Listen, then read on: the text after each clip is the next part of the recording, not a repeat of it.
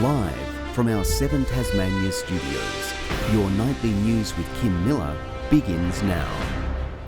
Good evening everyone, thanks for joining us. Well, first tonight, Tasmanian hospitals have now been hit by COVID, with 40 staff stood down in the south as the state records 702 new cases. Health bodies are asking how a stretched system will function when the government's expected peak of 2,000 cases a day arrives. Hit by the Omicron wave, our health system is now treading water. 40 staff in the south furloughed. The Royal Hobart Hospital will go to escalation level 3 and we will ensure that the services in terms of emergency department, of course, will continue. Outpatients and elective surgery will be affected, and at the LGH a staff member has also tested positive. All the full PPE protection, of course, was in place while that person was working. It comes as Tasmania records 702 new positive results. There are more than 2,200 active cases in the state and 3 people in hospital. And we aren't close to the peak, according to the Health Minister. And over the next few weeks we may well have some 2,000 cases per day. Unions are now raising the alarm, asking for a discussion on staffing. If we can't staff our acute hospitals safely, can we also be supporting some of those preemptive health services that might be being delivered, and could we divert staffing in to support those areas in most need for the next couple of months? The system to be under so much pressure right now in an emerging situation with COVID outbreaks is extremely worrying. Saying the health system is far from coping. This is an impact of COVID, and it does really fly in the face of the remarks made by the Health Minister and the Premier that we were prepared. Some nurses who are close contacts but asymptomatic have been granted a return to work. In New South Wales, asymptomatic positive cases are also returning, and the Health Minister wouldn't rule out doing the same here. We will take the best public health advice. Positive cases returning to the workplace is not ideal and certainly wouldn't be our preferred option. There are still waits of more than a day to book a test, and some confirmed cases are waiting days for contact from public health. The state government has 2 million RAT tests on order, but they'll only be allocated to close contacts. We are expecting more rapid antigen tests over the coming weeks to meet the market demand. Pharmacies are concerned the spread may also affect the booster rollout. It's already under the pump, with customers lining up for 2.5 hours at this Sandy Bay outlet.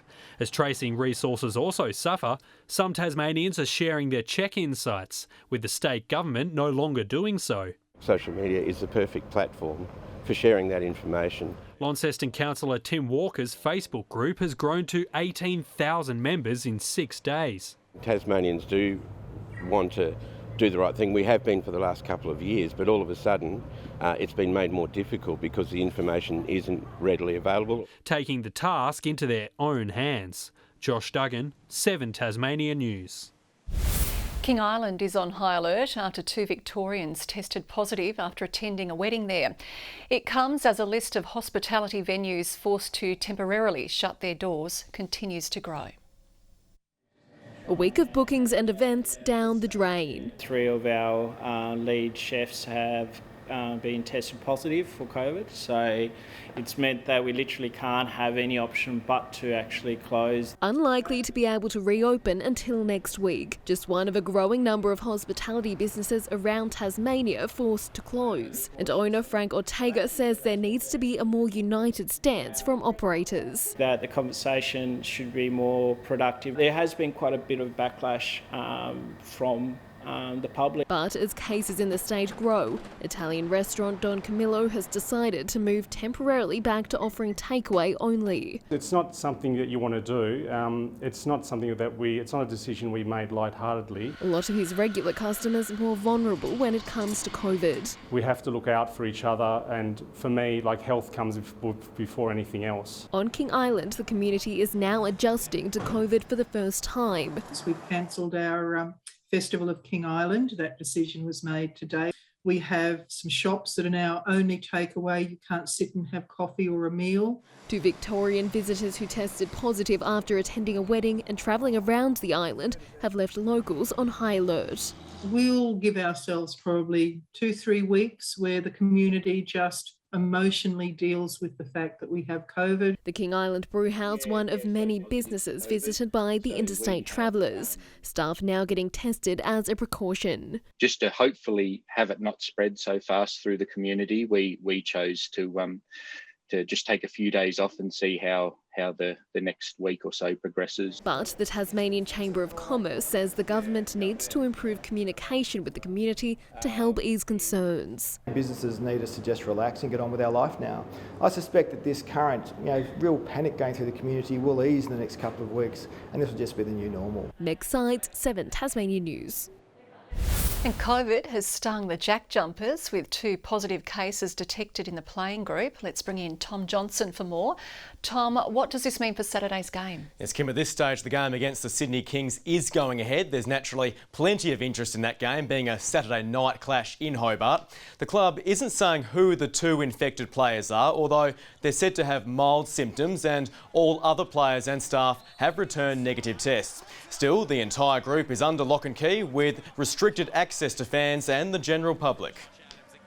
Players are vaccinated, a number of them now have had their booster, and we're hopeful to get the rest in when they're eligible. So we just have to be safe, and the reality of it is, I think if you see how it's spreading throughout society, it is likely that we'll experience more cases in the future. All other teams are. Also worth mentioning, 2 players had already been isolating under COVID protocols. That's Will Magnay and Jock Perry. They're likely to return to practice later this week and will be available for Saturday's game against the Kings, Kim. A Tasmanian man is going uphill and down dale for nearly half a year to raise money for the Cancer Council. And Abel is a mountain higher than 1,100 metres, and Lewis Taylor will climb 158 of them in 158 days to raise $158,000. Sort of had a cancer story which has been very close to me, and I suppose I wanted to use that process to, I suppose, use the challenge for a greater good, for the greater Tasmanian cancer-affected community. His journey began today in Hobart's Wellington Park and will finish on his 30th birthday in June. A field captured by countless cameras is celebrating its 100th birthday with a special guest on hand to blow out the candles. BRIDESTOWE Lavender Farm has long been a magnet for even the most hardy horticulturalists, and now it's attracting visitors from a different part of the world. These layers of lavender have long thrust Tasmania into the globe's gaze. There's something about the meticulously manicured, classic curved rows, designed as such to prevent erosion. So it was befitting of a garden party to celebrate 100 years since the estate's establishment. When a family gathered some seeds in the French Alps, brought them to northern Tasmania, planted them in 1921, and they created a world-famous business from 1922 onwards. More recently, the farm has grown with the help of Graham Ross of Better Homes and Gardens fame, who saw the site's mass market potential.